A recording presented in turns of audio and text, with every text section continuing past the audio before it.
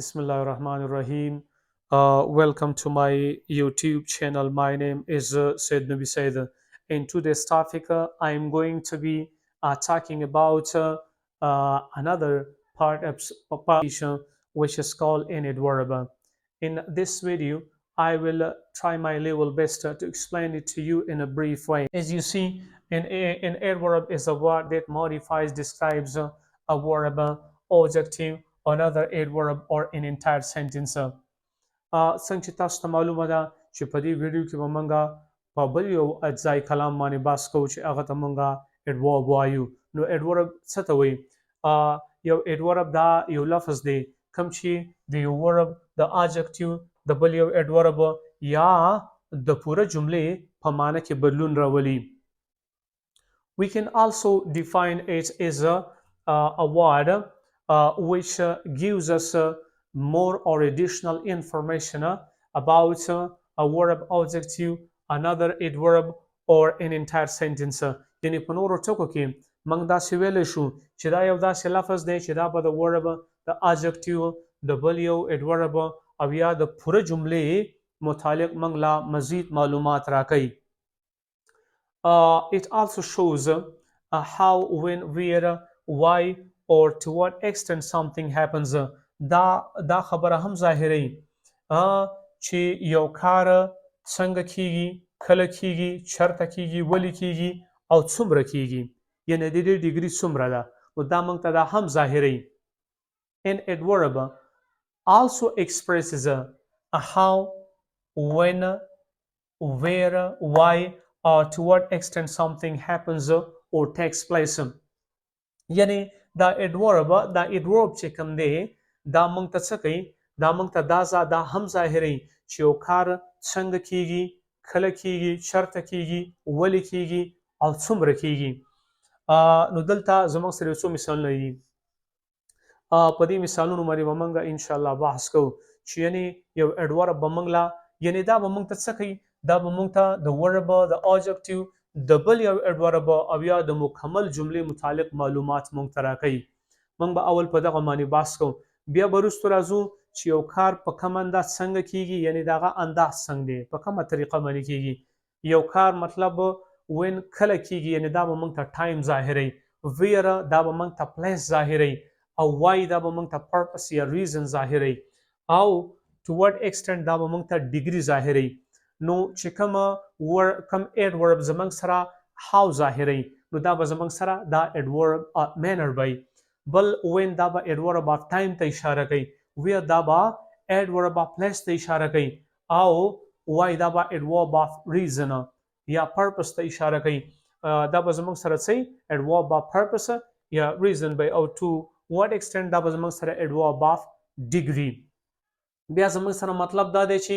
یو verb څنګه کیږي، نو دا به زموږ سره adverb of manner، یعنی مطلب دا دی یو کار څو ځل کیږي، how often an action takes place. په دې باندې به موږ بیا هم بحث کوو، یعنی دغه پکې مالا نه دی لیکلی په دې کې، خو دغه پکې شته دی چې how, when, where, why, or to what extent something happens. یعنی it also tells us how often an action takes place. دا موږ ته دا هم ظاهروي چې یو کار څو ځل کیږي. نو په دې کې زموږ سره دا جمله ده we are walking slowly، مونږه په ورو ورو باندې روان یو. په دې جمله کې زموږ سره slowly دا څه کوي؟ دا مونږ ته د دې walking متعلق معلومات راکوي، یعنی دا د دې walking په معنی کې څه کوي؟ اضافه کوي. او دا walking زموږ سره verb دی، یعنی مونږ څنګه روان یو، مونږ څنګه مزل کوو، مونږه په ورو ورو باندې روان یو. نو دلته دا slowly څه کوي؟ The word slowly gives us information about the word walking, which is a verb. As I mentioned, that an adverb is a word which modifies or tells us something about a verb. In this sentence, the word walking is a verb. نو په دې جمله کې زموږ سره walking دا څه شی دا verb دی. نو دا slowly څه کوي؟ دا زموږ سره مطلب دا دی چې د دې walking په معنی کې اضافه کوي. بیا he is extremely talented. he is extremely talented. هغه ډیر زیات تکړه دی. نو دلته دا extremely زموږ سره څه کوي؟ دا extremely زموږ سره دا talented modify کوي، یعنی د دې talented په معنی کې اضافه کوي. نو دا ټیلنټډ زمنګ سره اوبجیکټیو دی. نو دلته څوک له دی ایکسټریملی دی منګ له مطلب دا دی چې دا ټیلنټډ متعلق معلومات راکله او دا ایکسټریملی ګوري څومره هغه ډیر او دا ایډورب اف ډیګری دی یعنی دا با ټورډ ایکسټنټ دغه ته اشاره کوي. په دې اولنی جمله کې دا سلولی زمنګ سره هغه څنګه مزل کوي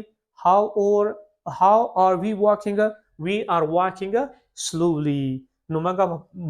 مطلب دا دی چې په مزه مزه روان یو نو دا زموږ سره انداز ظاهروي او دا ایکسټریملی زموږ سره څه کوي دا ډیګري ظاهروي چې څومره هغه قابل هی از ایکسټریملی ټیلنټډ هغه ډیر قابل دی. نو دلته دی سلولی زموږ سره د واکینګ یعنی د ورب په معنی کې اضافه وکړه او دلته دی ایکسټریملی د ټیلنټډ په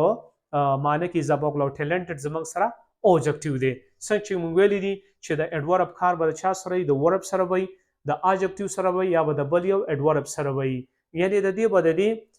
درې چې کوم پارټس اف سپیچ زموږ سره دي یعنی ورب دی اوبجیکټیو دی او ایډورب دی د دې متعلق به موږ له دا معلومات راکړي. د دې کار به د دې درې ور سره وي یا به د پوره جملې متعلق موږ له معلومات راکړي. غرض روان دي ودلته وی چې he is extremely talented د هغه وی ډیر تکړه دی یعنی ډیر ټیلنټډ دی. They have started working on the new project quite recently. They have started working on the new project quite recently. وی چې هغه بیخي وسوسه په هغه نوي پروژه باندې کار شروع کړی دی یعنی په منصوبه پروجیکټ باندې کار شروع کړی دی. نو دلته څه کوي دلته زمنګ سره په دې کې دا ریسنټلی دی چې دا زمنګ سره وسوسه یعنی ایډورب اف ټایم دی او دا کوایټ چې دی نو دا زموږ سره ایډورب اف ډیګري دی یعنی دا څه کوي دا کوایټ دا مطلب دا دی چې د ریسنټلی په معنی کې اضافه کوي چې څه کوي چې مطلب دا دی دا زموږ سره هم ایډورب دی لکه څنګه چې موږ ویلو چې د یو ایډورب به څه کوي یو ایډورب زموږ سره داسې یو لفظ دی چې دا به د یو ورب د اوبجیکټیو د بل یو ایډورب او یا د پوره جملې متعلق د دې په معنی کې به څه کوي د دې په معنی کې به بدلون راولي. نو دلته څه وکړه the new project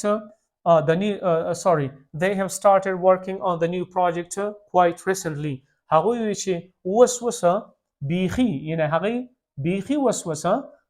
په هغه نوې پروژه باندې کار شروع کړی دی. نو دلته د quite څه وکړه دلته د recently متعلق موږ معلومات راغله او دا recently دا زموږ سره ایډورب دی. بیا راځو موږ چې دا به د یو ټولې جملې په معنی کې څنګه اضافه کوي دا به موږ ته د یو ټولې جملې متعلق څنګه معلومات راکوي. Fortunately he secured high marks in the recent exam. Fortunately he secured high marks in the recent exam. وی چې په خوش قسمتۍ سره هغه په دې وسنی امتحان کې ښه نمبر ترلاسه کړی یعنی ښه نمبر هغه واغستی. نو دلته څوک له دلته د fortunately دا زمنګ سره د دې ټولې جملې متعلق موږ له معلومات راکړه او دې ته موږ څه وایو دې ته موږ سنټنس ایډوربز وایو یعنی سنټنس ایډوربز هغه ته ویل کېږي چې هغه به د ټولې جملې متعلق معلومات ورکوي. نو دلته د فارچونیټلی څه وکړه دلته موږ له معلومات راکړه دلته موږ له معلومات د څه متعلق راکړه he secured high marks in the recent exam. نو دلته د فارچونیټلی د دې ټولې جملې متعلق موږ له معلومات راکړه د کومې جملې هغه په دې وسنی امتحان کې ښه نمبر واغستی. نو په خوش قسمتۍ سره یعنی هغه په دې وسنی ایگزام کې یعنی په وسنی امتحان کې ډېر نمبر ترلاسه کړی. بیا بل لفظ زموږ سره دی بل luckily they escaped the accident وایي چې په خوش قسمتۍ سره هغوی په اکسیډنټ کې بچ یعنی د اکسیډنټ نه بچ شو. luckily they escaped the accident وایي چې په خوش قسمتۍ سره هغوی د حادثې نه بچ شو یعنی حادثه تر روانه وه خوش قسمتي وه چې هغوی د حادثې نه بچ شو. نو دلته د لکلی څه وکړه لکلی هم زموږ سره د دې ټولې جملې متعلق معلومات راکړه. here the word luckily gives us additional information about the entire sentence about the whole sentence. دلته مطلب luckily موږ له څه وکړه د دې they escaped the accident هغوی په خوش قسمتۍ سره هغوی په حادثه کې بچ شو. نو دلته موږ له د ټولې جملې متعلق معلومات راکړه. څنګه چې تاسو ته ما ویلي دي چې په دې باندې به موږ بیا په ډیټیل باندې بحث کوو چې سنټنس ایډوربس څه ته ویل کېږي فریکوینسي ایډوربس څه ته ویل کېږي او adverbs of manner څه ته ویل کیږي او زموږ سره adverbs of time څه ته ویل کیږي adverbs of place څه ته ویل کیږي دې باندې به موږ بحث کوو صرف موږ دا مختصر وستغه کوو اوس دا بل جمله د زموږ سره go downstairs کوشه ښکته کوشه go downstairs نو زموږ سره د downstairs څه کوي دا موږ لا د go متعلقه معلومات راکوي یعنی چرته کوشه دا موږ دا موږ ته ښایي چې دا کار چرته کیږي نه go downstairs go downstairs ښکته کوشه چرته لاړ شه ښکته کوشه نو دا زموږ سره adverb of place دی بیا there were flowers everywhere وایي چې هر طرف ته ګلونه پراته وو هر طرف ته everywhere هر طرف ته ګلان ګلانو مطلب دا ګلونه ګلونه نو دلته دا everywhere موږ له سره کوي دا موږ له مطلب دا چې information دی مطلب it tells us where actually the flowers are it tells us where actually the flowers are نو وایي چې دا موږ ته دا معلومات راکوي چې ګلونه چرته ګلونه there were flowers everywhere هر ځای وایي ګلونه ګلونه بیا دې موږ له دا موږ ته adverb of place را دا کوي چې مطلب دا یو کار where چرته وشو او دلته دا ډاون سټیرز هم موږ له مطلب دا دی چې ویره چرته یعنی ښکته کوشه لاندې منزل ته کوشه او دلته مطلب دا دی هر ځای بیا زموږ څخه په دې بله جمله کې see you tomorrow سبا به میلاو شو سبا به ملاقات وکړو نو دلته دا tomorrow موږ له څه کوي دا موږ ته دا خبره ظاهروي it tells us when the action is going to take place یعنی مطلب دا دی چې when the meeting with you is taking place چې دا مطلب دا رستا سره ملاویدل بکړه کیږي او دا موږ ته دا کوي چې see you tomorrow سبا به ملاویږو سبا به ملاقات وشي نو دا موږ ته داسې ښیي چې کله یعنی مطلب دا دی when کله سبا به ملاویږو نو دا زموږ سره adverb of time دی it rained yesterday وایي چې پرون باران وشو نو دلته دا yesterday موږ ته هم دا کوي دا it tells us when it rained it tells us when it rained yesterday دا موږ ته دا ښیي چې باران کله وشو نو باران پرون وشو نو دا yesterday هم زموږ سره adverb of time دی او دا موږ ته د دې rain متعلق څه کوي معلومات راکوي چې باران کله وشو پرون وشو they are visiting Paris next week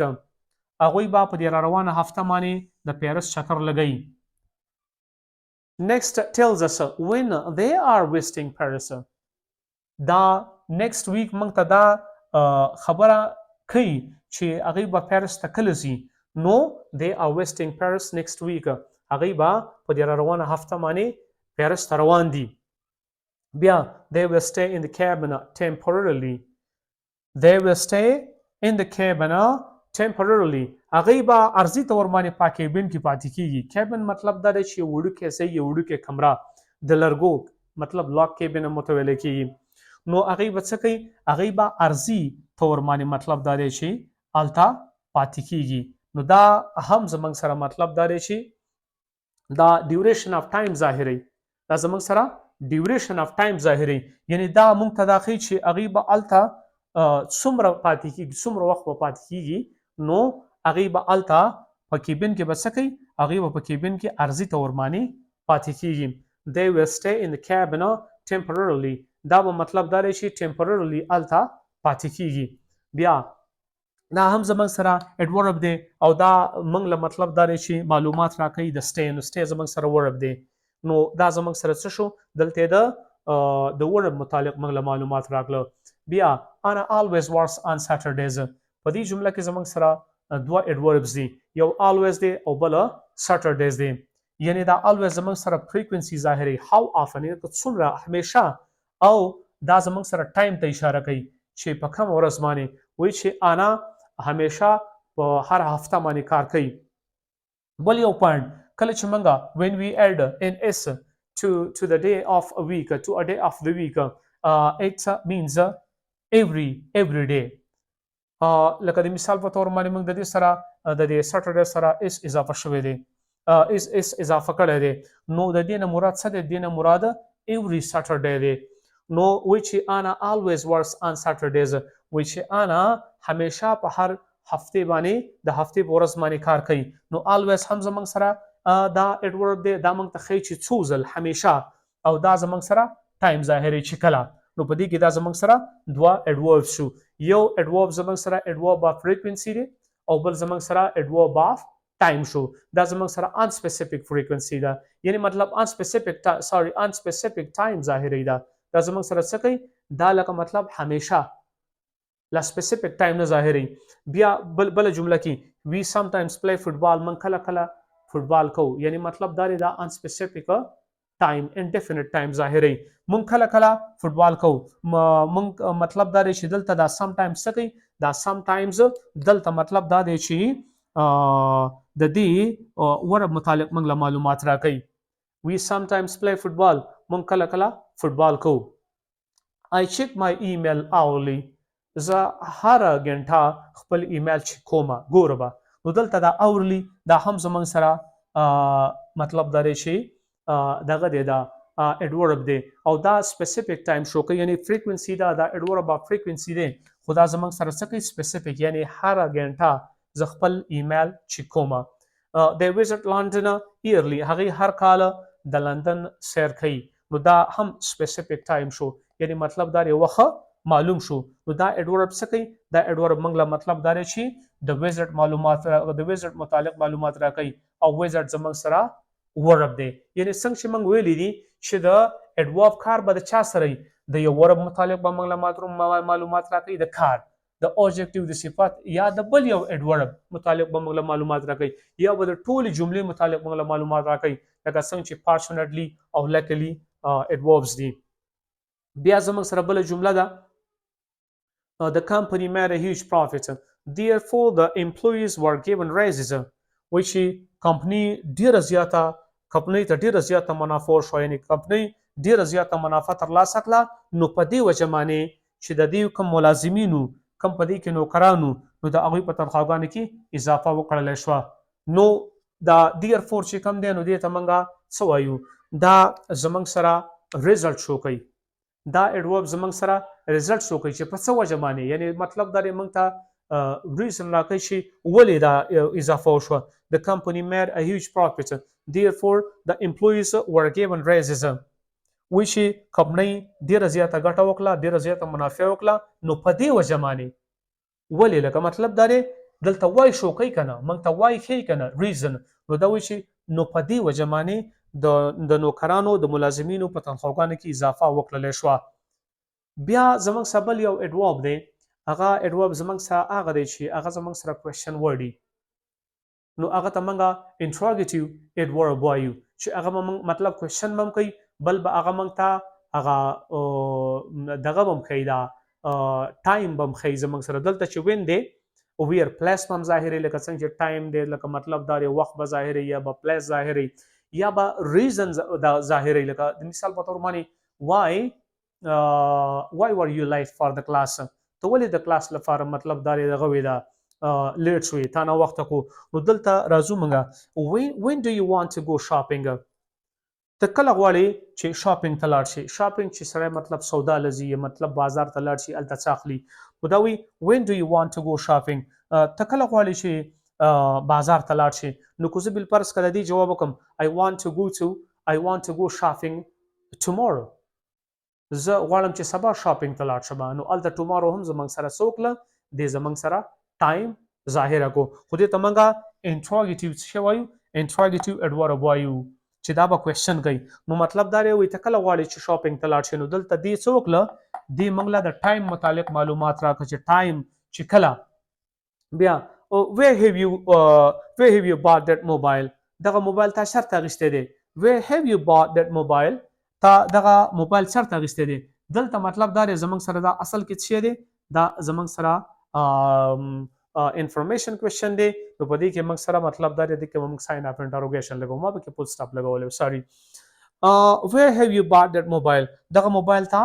شرط اغشته نو دلته مطلب دا دی دا ویر سکه دا زمنګ سره اډورب دی شرط اغشته دا زمنګ سره پلیس ظاهري بیا زموږ سره this is the city where the soldiers were stationed this is the city where the soldiers were stationed دا هغه ښار دی چرته چې پوجیان تعیناتو یعنی چرته چې پوجیان ډیرو یعنی مطلب دلته ډیره چولې وي this is the city where the soldiers were stationed. دا هغه ښار دی چرته چې پوجیان تعینات وو. نو دلته څوک له دلته دا زموږ سره هم اډورب دی، دلته زموږ سره پلیس ظاهر کو. نو دا یو مختصر شان ویډیو چې موږ په اډوربس باندې وکړه، او ان شاء الله پر روانو ویډیوګانو کې به موږ تفصیلا په دې باندې خبره کوو. او زه امید کوم د الله نه چې تاسو به د دې ویډیو نه ډېره فایده والئ. والسلام.